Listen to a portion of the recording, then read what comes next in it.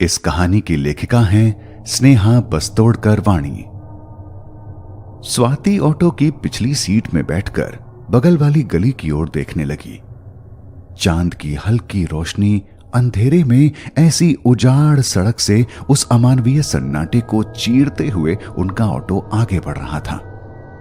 अपने माथे पर हाथ रखते हुए वह सोचने लगी, आज अमावस्या है, मैं इसके बारे में भूल गई थी। मेरी माँ ने मुझे अमावस्या की रात को यात्रा न करने को कहा था। उसके मन में ये विचार उमड़ने शुरू ही हो रहे थे, तभी ऑटो के टेप रिकॉर्डर में स्वामी समर्थ जी का तारक मंत्र शुरू हो गया। तब जाकर उसके दिल को थोड़ी सी राहत मिली। दोनों साथ में उस मंत्र का जाप करने लगे। बातें करते करते वो कब मृत्युंजय बंगले पर पहुंच गए पता ही नहीं चला। स्वाति ने ऑटो वाले को पैसे दिए और ऑटो से नीचे उतर गई। शीला पीछे से नीचे उतरी और उससे पूछा, भाई साहब, क्या हमें यहाँ आसानी से ऑटो मिल सकता है? अरे नहीं दीदी, ये शहर से बहुत दूर है, यहाँ ज्यादा भीड़ नहीं है, इसलिए ऑटो मिलने की कोई संभावना नहीं है। तो क्या आप मुझे अपना नंबर दे सकते हैं ताकि हम 1.5 घंटे में स्कूल वापस पहुँच सके? हम आपको कॉल करेंगे, तब आप आओगे ना? जी दीदी, मैं जरूर आऊंगा। शीला और ऑटो वाले के बीच बातचीत चल ही रही थी कि स्वाति की नजर बंगले के गेट पर बनी कारीगरी के काम पर टिकी थी। यह ऊपर से देखने में तो खूबसूरत था, लेकिन अगर आप इसे ज्यादा देर तक देखें तो यह बहुत ही अजीब सा लगता था। जैसे ही उसने उनका मतलब निकालने की कोशिश की, तभी शीला ने पीछे से उसके कंधे पर हाथ रखा और कहा, चलो अंदर चलते हैं स्वाति टीचर। स्वाति ने सिर हिलाया, गेट खोला और दोनों अंदर जाने लगी। वे दोनों तरफ एक खूबसूरत लॉन और एक पत्थर के रास्ते से गुजर रहे थे। एक अलग तरह का सन्नाटा था वहां। आसपास इतनी हरियाली होने के बावजूद वहां किसी कीड़े तक की आवाज भी नहीं आई। वे दोनों धीरे धीरे चली जा रही थीं और बंगले के सामने वाले दरवाजे पर रुक गईं। दरवाजा खुला ही था। शीला ने दरवाजा खटखटाने के लिए हाथ उठाया, लेकिन अंदर से एक छोटे लड़के की पुकार सुनाई दी। आइए टीचर, हम आपका ही इंतजार कर रहे थे। हाँ? वे दोनों थोड़ा चौंक गईं। धीरे से अंदर आकर आवाज की दिशा में देखने लगी। बंगले के मालिक और जाने माने कठपुतली का खेल दिखाने वाले चंद्रकांत झुंझार राव लाल चमड़े जैसे कवर वाले विशाल सोफे पर बैठे थे।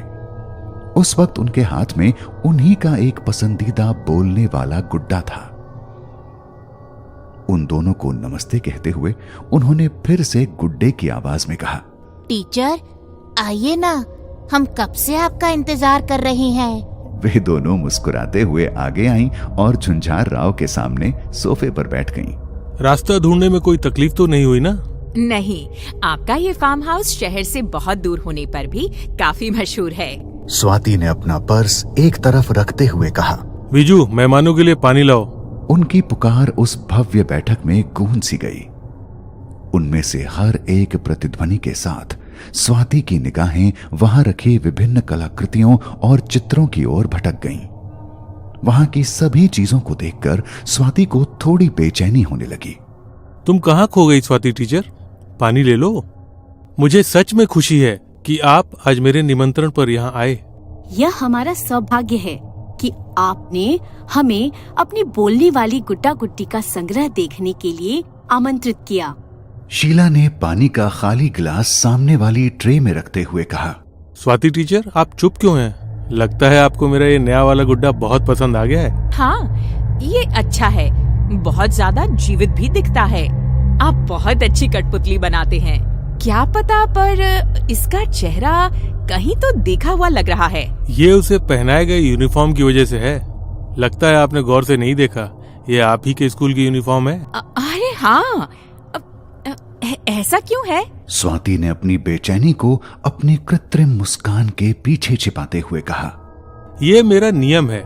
जहाँ मैं अपना पपेट शो करने के लिए जाता हूँ, मैं अपने साथ उन स्कूलों की यादगार के तौर पर कुछ लाता हूँ। मतलब? मेरा मतलब है, पिछले हफ्ते आपके स्कूल में मेरे शो के बाद मैं आपके स्कूल की वर्दी लाया और उससे मेल खाने वाला गुड्डा बनाया, और अब यह मेरे संग्रह का हिस्सा बनने जा रहा है। मेरे पास स्कूल की वर्दी में बहुत सारे छात्र हैं। यह सुन स्वाति की बेचैनी अब भी बढ़ती ही जा रही थी। यह सब बड़ा अजीब था। उसने और कोई प्रश्न नहीं पूछा और अपने हाथ में थामे गिलास से पानी पीना शुरू कर दिया। तभी स्वाति ने एक करुणा से भरी पुकार सुनी, टीचर, मुझे बचाओ। यह एक छोटे लड़के की आवाज थी। उसकी निगाह तेजी से सामने रखे गुड्डे की ओर गई।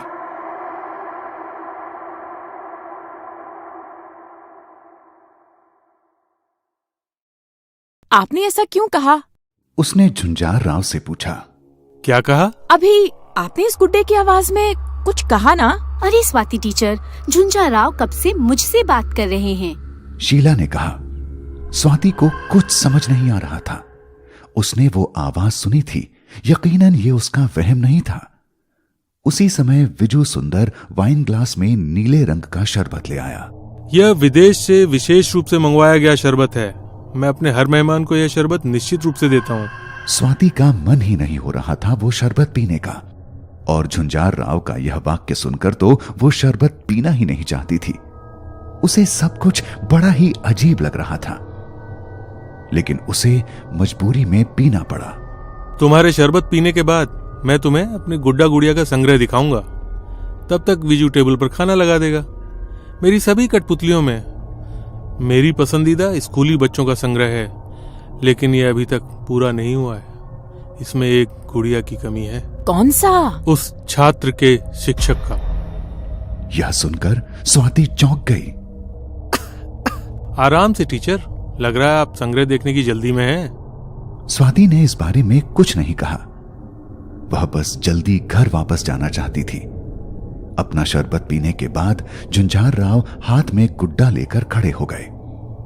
स्टोर रूम के दरवाजे के पास पहुंचते ही शीला का फोन बज उठा। अंदर फोन का नेटवर्क नहीं है, आपको यहीं रुककर बात करनी होगी। शीला ने फोन उठाया और वापस सोफे पर जाकर बात करने लगी। स्वाति टीचर, इसे ले लो।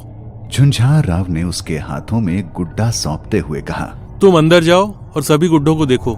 मुझे कुछ काम याद आया है, मैं अभी आता हूं। इसे आखिरी शेल्फ पर खाली जगह में रख दो। रहस्यमय मुस्कान के साथ झुंझार राव ने स्वाति के लिए स्टोर रूम का दरवाजा खोला। स्वाति के पैर अंदर जाने के लिए उठ ही नहीं रहे थे, लेकिन तभी पीछे से झुंझार राव की आवाज आई, जाओ। स्वाति का मन भले ही ना कह रहा था, पर वह आवाज सुनकर वो अपने आप उठ गई और स्टोर रूम की ओर चलने लगी। उस कमरे का माहौल कुछ अलग था। बहुत ठंड थी वहां। घर में कहीं एसी नहीं था, लेकिन ऐसा लग रहा था कि कमरे में कोल्ड स्टोरेज है। लेकिन स्वाति के हाथ में थमा गुड्डा मानवीय शरीर की तरह गर्म था।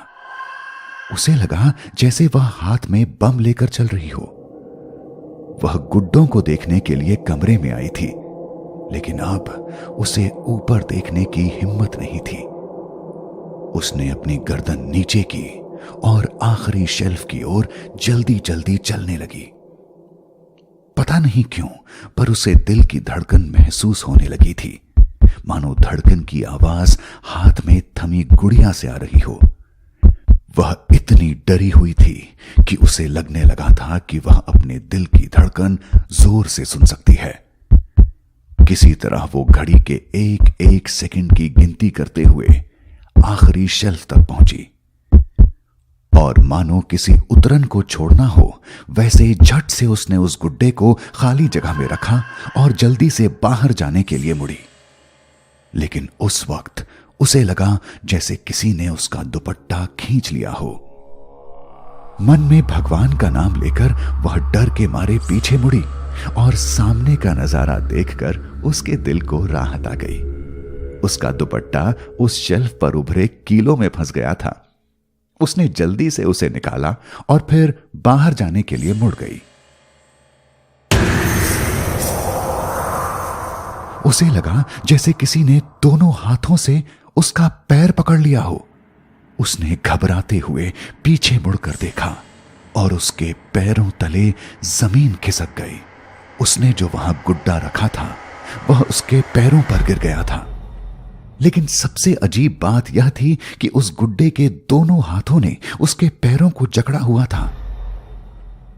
वह उसे फिर से जगह पर रखने के लिए नीचे झुकी, लेकिन उसी समय उस गुड्डे ने गर्दन उठा ली और उसकी आंखों में देखते हुए कहा। मुझे बचाओ। उसके मुंह से एक आधी चीख निकली और उसने पैर को जोर से झटक दिया और जल्दी से बाहर भागने लगी।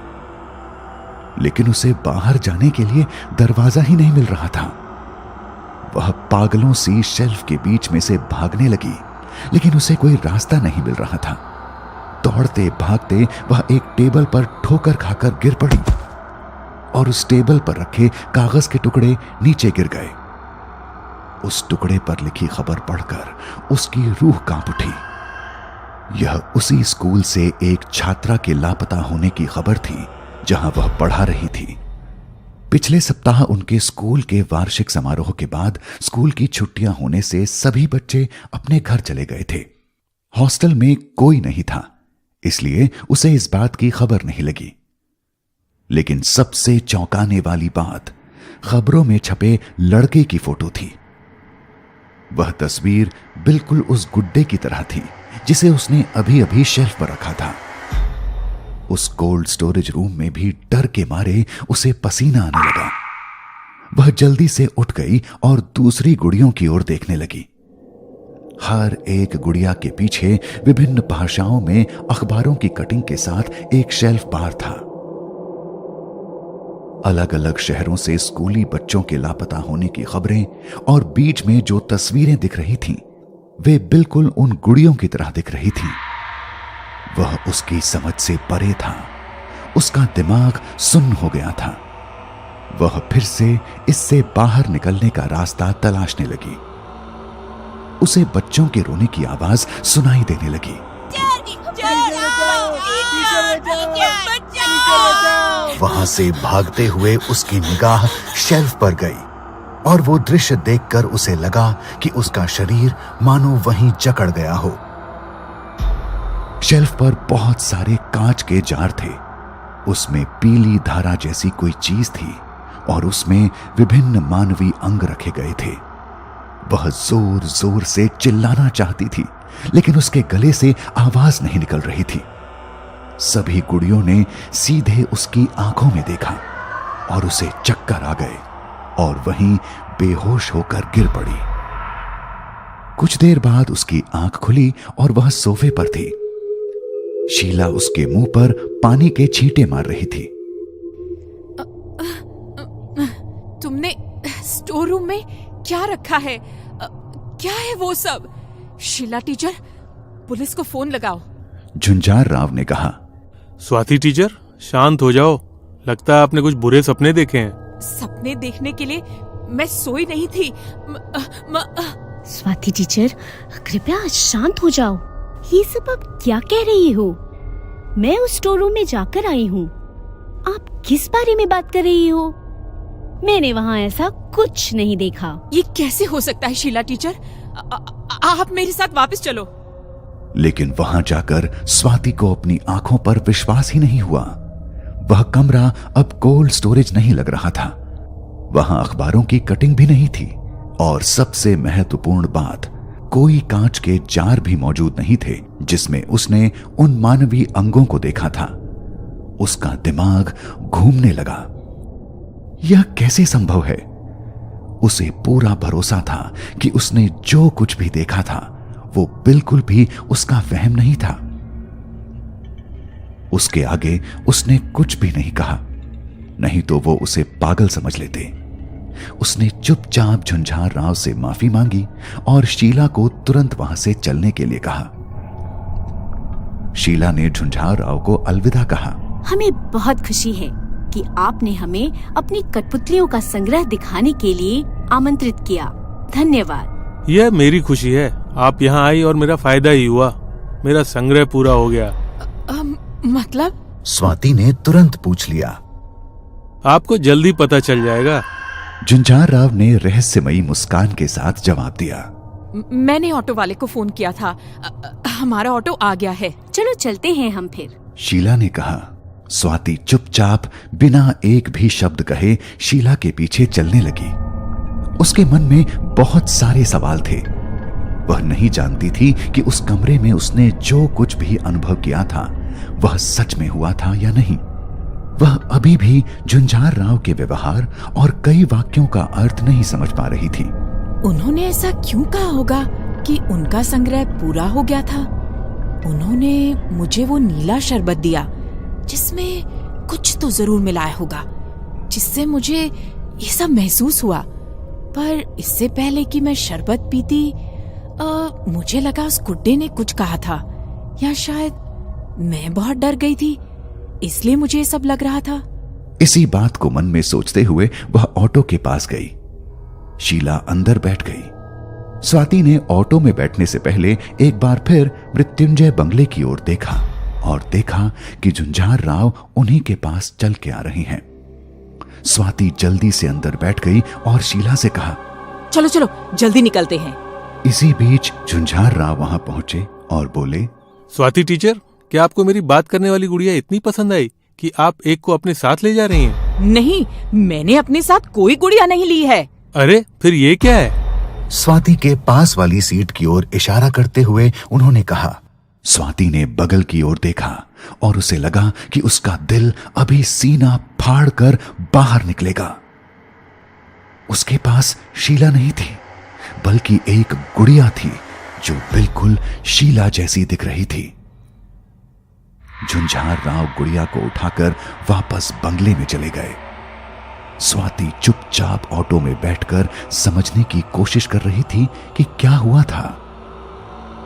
स्वाति ने एक बार फिर अपनी निगाह बंगले की ओर घुमाई। उसे सामने जो दिख रहा था वो उसकी जिंदगी का सबसे बड़ा सदमा देने वाला दृश्य था। झुंझार राव शीला जैसी दिखने वाली गुड़िया के साथ बालकनी में खड़े थे और वो गुड़िया स्वाति के सामने बाएं बाएं का इशारा कर रही थी, लेकिन उसके हाथ झुंझार राव नहीं हिला रहे थे। वो अपने आप